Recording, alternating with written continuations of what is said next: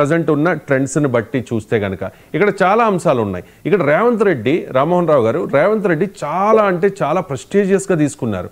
ఎందుకు అంటే ఈ గెలుపు అనేది రేవంత్ రెడ్డికి చాలా అవసరం కాబట్టి. ఎందుకు అంటే ఒక కోల్డ్ వార్ కాంగ్రెస్ పార్టీలో, ఎందుకంటే కాంగ్రెస్ పార్టీలో అంతర్గత ప్రజాస్వామ్యం ఎక్కువ కదా. అంతర్గత ప్రజాస్వామ్యం మాటున అంతర్గత విభేదాలు ఏ స్థాయిలో ఉంటాయో మనం చూస్తూ ఉన్నాం. చాలామంది మంత్రులు ఒకరి మీద, మంత్రివర్గంలో ఉన్న వాళ్ళే ఒకళ్ళ మీద ఒకళ్ళు విమర్శలు చేసుకున్న పరిస్థితి చూసాం. మన లక్ష్మణ్ వెసెస్ పొన్నం, అలాగే కొండా సురేఖ వెసెస్ పొంగులేటి, ఇలాంటి ఇష్యూస్. కాబట్టి వాటన్నిటిని కూడా చాలా కంట్రోల్ చేసుకుంటూ, కూల్ చేస్తూ రేవంత్ రెడ్డి లీడ్ చేస్తూ ఉన్నారు ఈ ప్రభుత్వాన్ని. 2 years అయిపోతోంది. సో ఏదో నాయకత్వ మార్పు కూడా జరుగుతుంది, సీఎంగా వాళ్ళు వస్తారు వీళ్ళు వస్తారు అని చెప్పి రకరకాల ప్రచారం మనం మొదట్లో చూసాం, ఆ తర్వాత చూసాం.